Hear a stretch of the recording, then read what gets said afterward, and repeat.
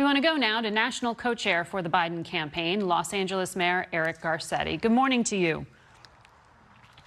Great to be with you, Margaret. Thank you for having me. I want to start on the issue of voting because your state was specifically mentioned there by Ronna McDaniel as having increased mail-in ballots during the pandemic. During the March presidential primary, more than 100,000 mail-in ballots were rejected by election officials, according to data that had been gathered by the AP. Given that experience, doesn't that indicate that there are some significant gaps in terms of your state's election integrity?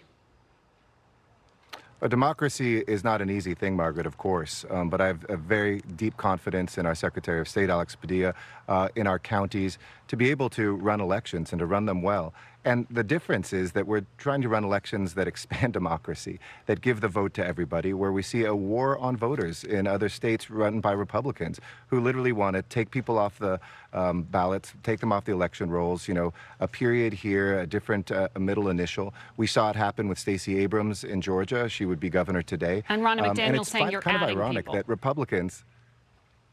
No, we are making sure that every American in California who can vote will vote. That is, I think, what a democracy is about. Why we make it so difficult for Americans to vote seems to be anti-democratic with a small d. And so we're going to make sure that we have not only safe and secure elections, but a paper trail as well, something I think all folks from both the right and left have called for years. Okay. I simply don't understand why this president fears this. It's probably because he knows he's going to lose. On the issue of the economy, that is one area where President Trump still seems to have better poll results than candidate Biden does in terms of perception of who would be better for it. Joe Biden said a lot of things in his address this week, but he gave virtually no detail on his economic plans and no detailed criticism of President Trump's either. Isn't that a mistake? Well, I know, here's the facts, Margaret. Democratic presidents have added 60 million jobs to America. Republican ones, 23 million in the last few decades. You want to see the stock market do better, the GDP overperform. That's always been under a Democratic president and not a Republican one. And we're very proud of the plans that we have. But isn't the slogan Build Back Better?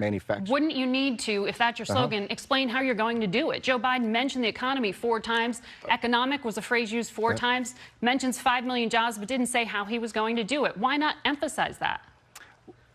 We have been talking to a blue in the face about the most progressive and most expansive economic plan that we will see in I think our lifetimes in America. Build Back Better has 4 different planks to it. One is to invest in infrastructure and a new green energy economy and careers throughout America. 2 is manufacturing back in America, unlike this president who said he'd bring jobs back but has been offshoring federal contracts to foreign companies since he has been president. We'll build back everywhere in America. And 3rd, the care economy. So many Americans, and it's such a contrast in these campaigns. Joe Biden, Kamala Harris are about what we can do to care for one another, whether it's our kids right now and child care or whether it's our seniors in the end of their lifetime. And then something that's usually a peripheral issue, racial justice is a core part, the 4th pillar of that plan. So we have detailed that. You go to President Trump's website, just like when he ran last time, there's 2 or 3 things on the economy, and that's it. It was build a wall, it was get rid of immigrants. He has no plan, and he's killing Americans right now and killing our economy. I think it's such a contrast between 2 people who have a heart and experience that this country needs, and a man who has neither. Killing Americans is a strong phrase there. I'm going to ask you about what's happening with COVID-19 in your own city. You told CNN last month that it is becoming much more of a Latino disease. Why is it still such an issue that people of color in your city are disproportionately affected? Well, a couple of statistics. We're at our lowest hospitalization rate since this has been recorded. We're at a positivity rate now that's about 6%. So we're really, I think, making huge progress and proud of that. But we're being left on our own. We're the first city in America to cut, I think, the African-American deaths, which were double throughout the country, to under the population here.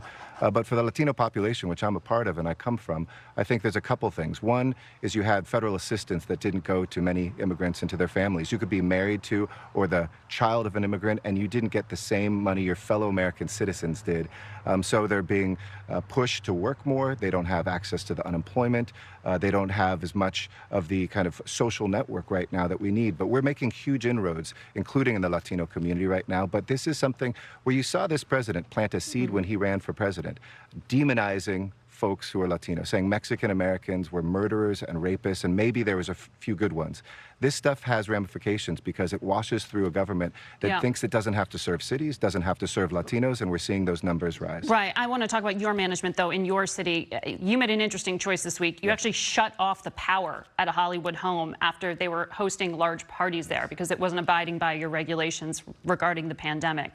How many other houses are you going to shut off the utilities at? Why aren't people listening to you? People are listening. They're far and few between. Our numbers are coming down. But where people don't listen, we're going to shut them down. That's critically important. This is not a time to be spreading this disease, especially younger people. And by the way, I want to thank all the young people who said shut it down because they saw their peers acting irresponsibly. It's super spreader events. 10% of people, Margaret, usually are responsible for about 80% of the cases. And we're just not playing here. We are not going to let people take our lives into their hands, so they're shut down. Mayor Garcetti, thank you for your time.